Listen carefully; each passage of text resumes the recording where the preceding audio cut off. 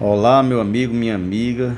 Meu nome é Eliade, bem-vindo ao meu canal de reflexões curtas sobre temas atuais baseados na Palavra de Deus. E o tema da nossa reflexão de hoje é a parábola do reino. Nós estamos vendo as parábolas de Jesus. O texto da nossa reflexão está lá em Marcos 4, de 26 a 29, que diz assim: Então contou-lhes que o reino de Deus é semelhante a um homem que lançou a semente sobre a terra.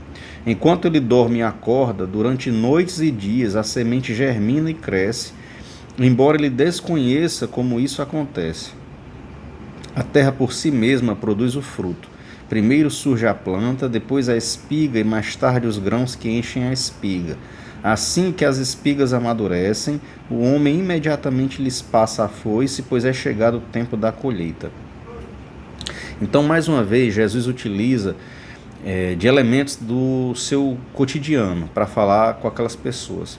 Mais à frente, no próprio livro de Marcos, a gente vai ver nos versos 33 e 34 a explicação por que Jesus usava as parábolas, a metodologia dele de parábolas, né? Mas isso a gente já viu, também está lá em Mateus 13, 34 a 35.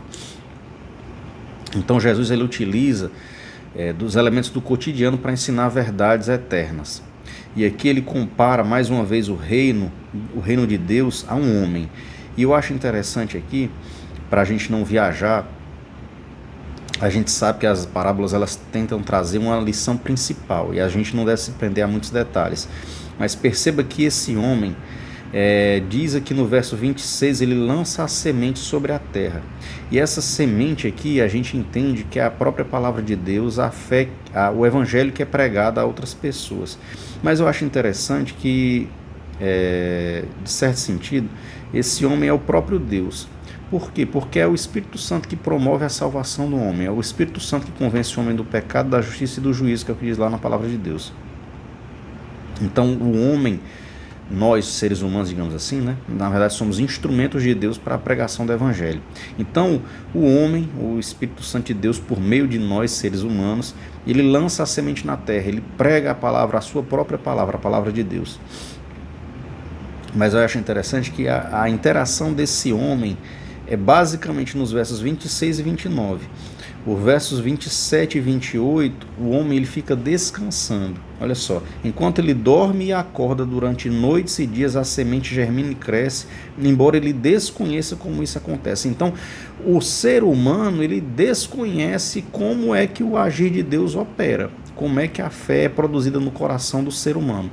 Ele não cabe a nós entendermos essas coisas. Na verdade, diz aqui, como eu já falei, nos versos 26 e 29, é a única parte da interação desse homem da parábola. Então, a fé, o evangelho, ele nasce, cresce e produz frutos por si só. Por si só, é uma atuação sobrenatural do Espírito Santo. Tá certo? Então, se a gente se preocupa demais, muitas vezes, em questões pragmáticas, em fazer ou deixar de fazer, aqui nos ensina que nós devemos esperar, descansar e confiar em Deus se já tivermos feito aquilo que nos compete, que é lançar a semente.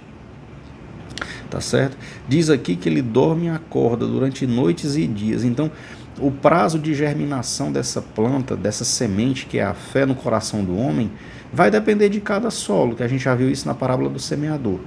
Vai depender da atuação do próprio Espírito Santo de Deus. A nós só é dado o quê? Plantar essa semente, regar essa semente, que nem fala aqui na parábola, mas eu lembro do que Paulo fala, né? Que ele planta, outro como é que eu posso dizer? Outro rega, e Deus é que dá o crescimento. Deus é que dá o crescimento, que é o que diz aqui na parábola, né?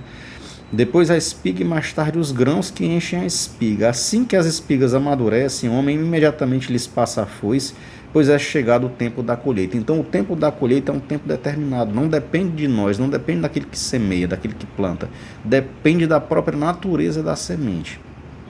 Algumas sementes demorarão mais para semear, para produzir frutos e para serem colhidos esses frutos, tá certo? E isso inclusive com relação ao reino de Deus.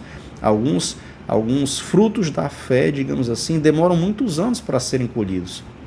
E quando a gente vai olhar a palavra de Deus, muitos homens não viram os frutos do seu trabalho serem colhidos. Por exemplo, Abraão plantou pela fé e não viu o cumprimento das promessas que lhe foram feitas. E assim também somos nós. Muitas vezes Deus nos faz promessas espirituais que só vão ser colhidas, digamos assim, como frutos na geração dos nossos filhos, dos nossos netos. Amém? Então, essa é uma reflexão curta sobre a parábola do reino. E só um parêntese para a gente encerrar.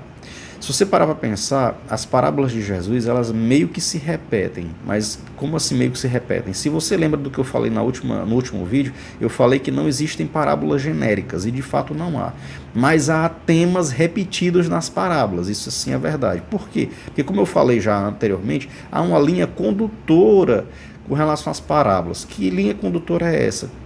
São parábolas que dizem respeito ao reino de Deus e utilizam o reino com relação ao rei, ao soberano, ou relação aos seus súditos, normalmente com relação a essas duas figuras. E para concluir, as parábolas de Jesus se repetem, os temas se repetem, porque nós somos lentos em entendê-las. Infelizmente, assim como as pessoas da época de Jesus demoravam para entender, para captar a mensagem, para cair a ficha, como nós antigos dizíamos, nós ainda somos assim hoje em dia. Então o Espírito Santo de Deus precisa estar trabalhando nesse coração duro até que a semente possa ser plantada. Porque não adianta ele plantar a semente do Evangelho num coração que não esteja preparado. Tá certo? Então que Deus possa achar em nós corações preparados para receber a sua mensagem, a sua semente, a começar em mim e também em vocês. Se esse vídeo abençoa a sua vida, curta, comente, compartilhe, que Deus abençoe a mim e a sua semana.